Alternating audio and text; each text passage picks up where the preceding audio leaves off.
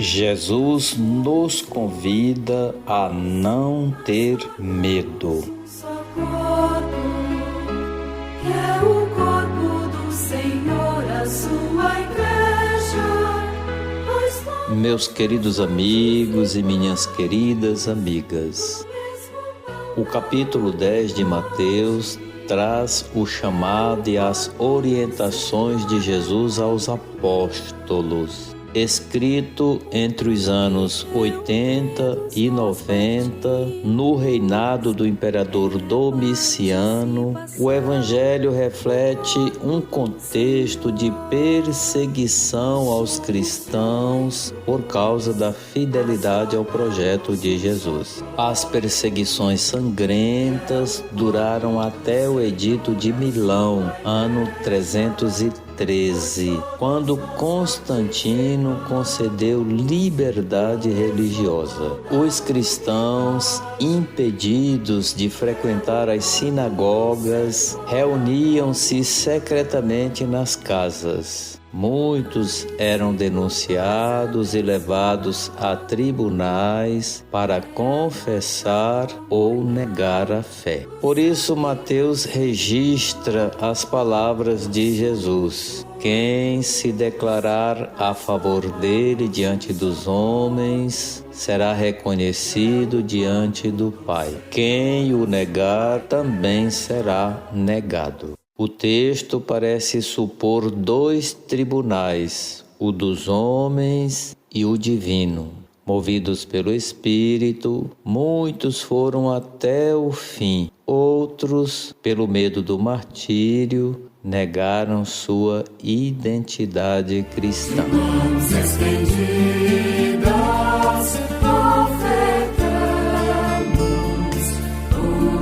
Os cristãos se perguntavam por que sofriam se eram fiéis a Jesus e apenas desejavam fazer o bem. A resposta é que as perseguições são consequência da fidelidade à missão. Assim como Jesus foi perseguido por causa da justiça do reino, seus seguidores também o serão. Isso não significa abandono por parte de Deus, pois Ele está presente até a morte dos seus amados. Aquele que cuida até dos pardais não abandonará quem morre testemunhando o amor a Jesus e seu projeto de vida.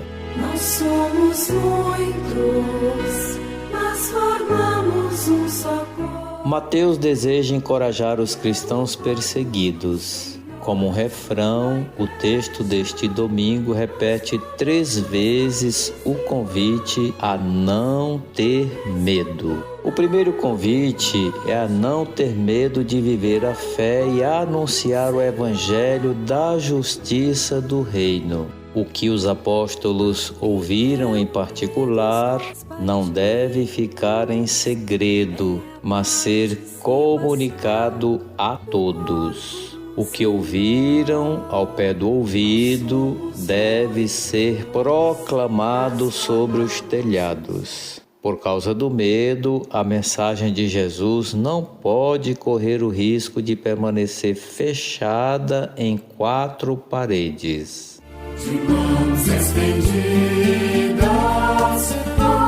O segundo convite é para não ter medo das reações à pregação. O anúncio provocará insatisfação naqueles que querem manter privilégios e são capazes de exterminar quem consideram ameaça. A luta pela justiça do reino esbarra na resistência dos que não querem mudanças. Foi assim com Jesus. Por que não seria com seus discípulos? O discípulo não deve temer quem pode matar o corpo, mas é impotente para matar a alma. O poder sobre a totalidade da vida pertence somente a Deus. Embora alguns se julguem donos da vida alheia e a exterminem exterminem em defesa de seus interesses mesquinhos. A fidelidade a Jesus deve afastar o medo da morte. O único que deve ser temido, isto é, obedecido, é Deus. Nós somos muitos, mas formamos um só corpo. O terceiro convite é a não ter medo do futuro, mas confiar na providência divina. Aquele que cuida com carinho dos pássaros e sabe quantos cabelos temos na cabeça, cuidará com especial carinho de seus filhos. Nada deve amedrontar quem tem a certeza dos cuidados amorosos de Deus. O medo já aparecia no Primeiro Testamento. Por isso, Deus repetidamente convida Israel a não ter medo. No Evangelho de Lucas, o anjo convida Maria a não ter medo. Deus está sempre encorajando o seu povo. De mãos estendidas, ofertamos o que de graça. O medo nos acompanha desde o nascimento. Nossa vida é uma luta constante para dominá-lo. Há um medo saudável que protege e um medo mau que impede conquistas. A vida comporta riscos maiores quando dedicada à defesa dos valores do reino. No Brasil, muitos ativistas dos direitos humanos são atacados e mortos. Na Diocese de Goiás, a opção pelos pobres trouxe consequências. O saudoso padre Francisco Cavazuti perdeu a visão por um tiro no rosto. E o líder camponês nativo da Natividade foi assassinado com 5 tiros. Ambos lutavam pelos direitos dos trabalhadores rurais. Nós somos muitos, mas formamos um só corpo. O Papa Francisco nos convida a anunciar o Evangelho a todos, em todos os lugares, em todas as ocasiões, sem repugnâncias e sem medo.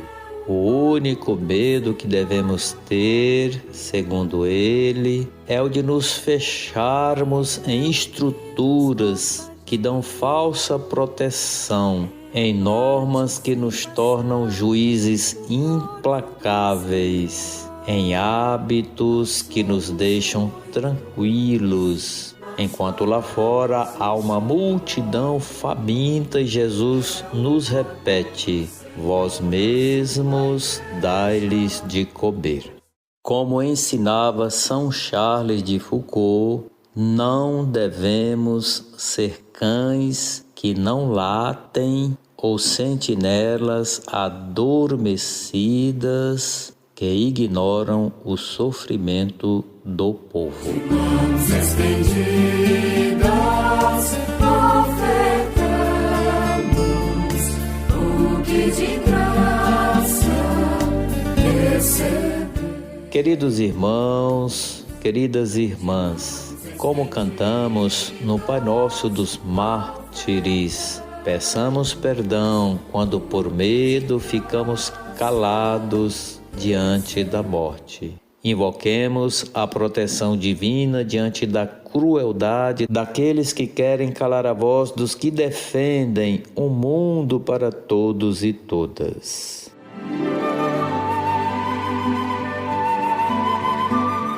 Receba meu abraço fraterno com os votos de um domingo abençoado e uma semana feliz. Desça sobre você e sua família a bênção de Deus misericordioso, Pai, Filho e Espírito Santo. Amém.